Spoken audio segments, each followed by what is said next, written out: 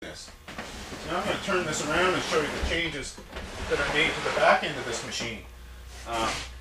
So if you've watched the video showing how to make it, then what I was using originally was a piece of lumber strap to connect the drill pivot, or the lever that pulls the drill down, to the lever that runs from the front to the back.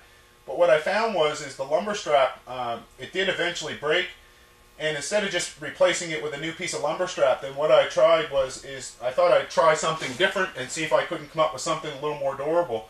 And what I found is this is just a serpentine belt from an old car, the newer style cars with the flat style belts. And I'm guessing any style of belt will work on this, but what I'm finding is a piece of rubber belt works the best because it's kind of got a little wee bit of give to it because it's made out of rubber. So when I'm drilling fast, you know, like when I push down on my lever, then, you know, when the drill is in its, or the clamp is in its open position, then this strapping is loose. But when I push down on the lever, see, the first thing it will do is it will close the clamp, and then it's set so that when the clamp is closed, then this strapping will pull tight. Well, if I was drilling fast, there was quite a jar there when it used to come tight and then start to pull the drill down. Well, this piece of rubber belt takes that sharpness away from that cycle. So it made the machine a little quieter, and it made it a little smoother operating as well. And it's just held in place the same way with just a couple of screws in the end of these pivot points. The other change that I made is instead of having a brick out the back side here, I had a piece of round stock metal.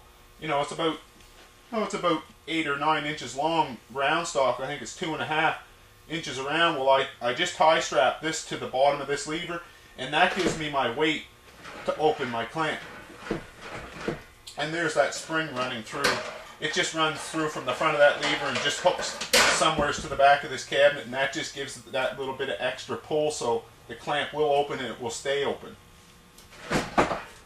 So the other thing that I've been working on, as you folks know if you've been following my videos, is, you know, as fast as it is and as fun as it is to drill these holes with a single hole machine and with your, you know, drilling with a foot paddle, for myself, I've got tons and tons of these holes to drill. I just picked up a job not too long ago that's gonna, you know, I figure there's probably 30,000 pocket holes in this job.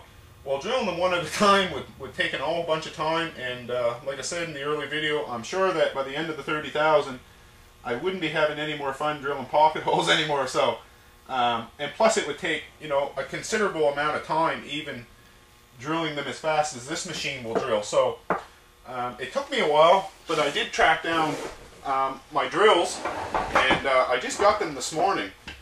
So I'm going to start to work on this machine. So as you can see, if you've watched that other video, then I've got these mounted in that wooden block with the bushings in place. So there is metal bushings in this block, so that, you know, these drills aren't, you know, if I just ran it through wood, then it wouldn't be any good. But I've got a 7/8 bushing running in this block, and that gives my drills somewhere good and sturdy to run through. So if you've watched that other video, then my spacing my closest spacing I used was 2 5/8 of an inch apart.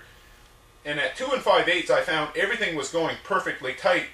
And with my other, you know, the other spacing, what I found is things weren't going quite as tight. So what I decided to do, you know, after working it out, is it would be acceptable to have every hole, or all my spacing at 2 5/8 of an inch apart, and it would make things go tighter. I'll use a few more screws, but I'd sooner use a few more screws and have everything go a little quicker, and plus a little bit better too.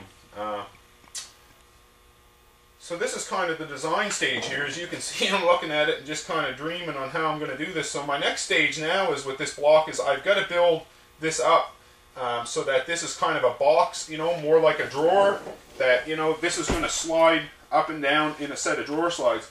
So rather than just using the melamine as this cabinet does for the drills to slide on, then what I've done is I've got a few pairs of these full extension slides, and I'm just going to, you know, mount these in the cabinet, and then I'll have these mounted to the side of where my drills are hooked to here. And I've got to build up a block here to be able to hook these drills together and make them steady, because they are kind of wiggly in here. So I've got to get them so they're nice and sturdy and rigid and hooked together.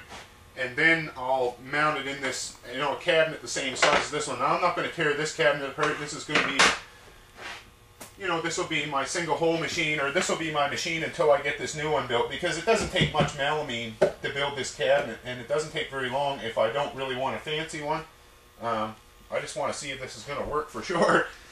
So, as you can see, there's the 6 drills hooked together, and I've actually got room for my 7th one, like I hope, on the side here. So I should be able to have it so that I can drill 6 at a time, or just have it so I can drill a single hole with this same exact machine. So there we go.